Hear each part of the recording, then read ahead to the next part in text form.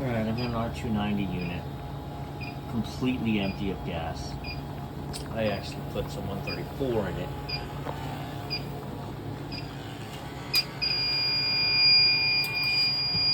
And our leak is in the evaporator. For sure. And now we're going to pull this wall down. This cabinet smells like pickles too. So, right, anything acidic, vinegar based, eats up the copper. No bueno. Alright.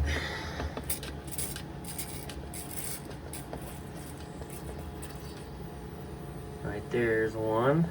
Sorry, that's my light creating the... Right there's one. I think that was just a manifestation of it running down. Can I change this? There you go. Right there. And I actually found that with the whisper. I came in with the whisper and it was just going crazy, just right there. And I actually had too much pressure on it. I couldn't get a gas bubble.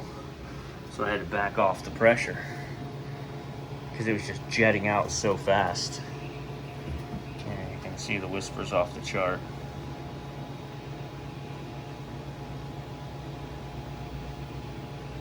We're gonna give it a go, but look at all the pitting on that copper, right? That used to be a smooth copper line. This is what acidity does in a copper space. Okay, so our leak is right here on the back side. I really believe I'm gonna be able to just heat up the existing solder and drag it around and we'll be all right. Let me talk about something before people's heads explode. This is an R290 unit.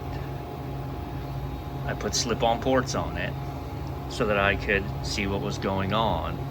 But I can tell you, when I wheeled it out and cut the ports, 0 came out. There was no propane in it. I have filled it with 134, and now I have pulled out the 134. And I do not generally braise with nitrogen. I don't. But I am going to braise with nitrogen. This time, just because. Even though I feel like I've already filled it with 134 and pulled it out, there's nothing going on. I'm going to go ahead and run like 7 psi of nitrogen through it. Open up the other side. I'm going to run the nitrogen in the high side. I'm going to open up the low side. Probably just at my port. Just crack it there. And that way she's flowing.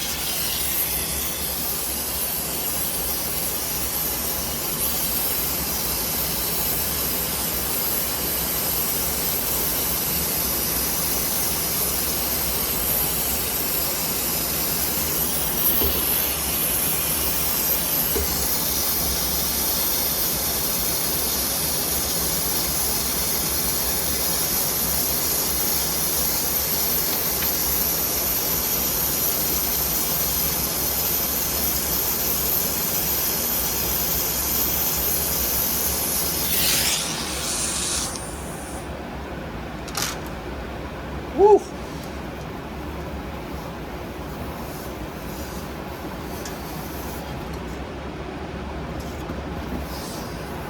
Oh boy.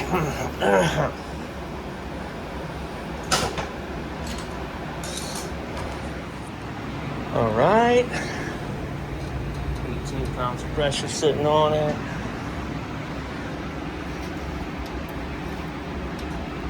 Now, no bubbles. I'm gonna bring the whisper back in play and I'm gonna listen.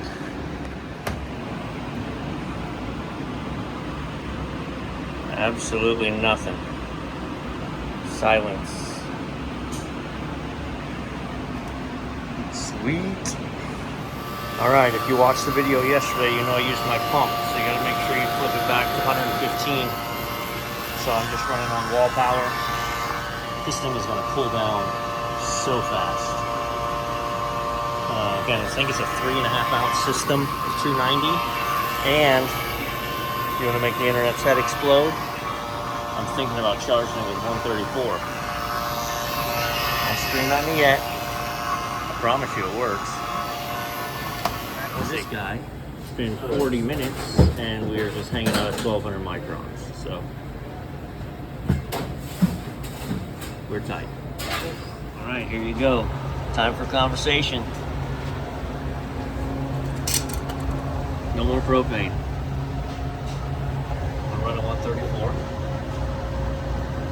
I'm gonna let it cool down before I finish dialing it in. You can't trust the charging, right? It's not 3.7 ounces at 134 anymore. So now we've got to set it by eyeing my head pressure and seeing what happens with my suction. But to be honest, this is about right. I anticipate ending up at about 18 and 150, 145, 150. So we're gonna let the box cool down.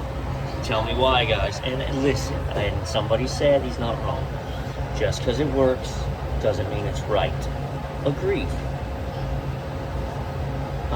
This is not the first unit that has ceased to be R290 and is running 134. So we have been experimenting with this. We have had some long-term success with this. I've never had any failure with this. The compressor can do both. The oil's the same.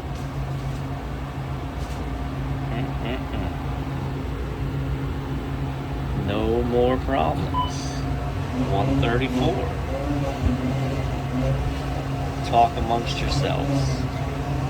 I'm sure I'll hear about it. Box has pulled down to 36. I'm about where I want to be. If nothing, I may be a little overcharged, but I got giant hoses on this 134 system.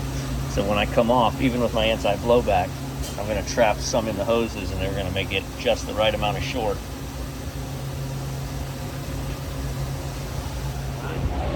That unit's running 34 degrees now. Beautiful.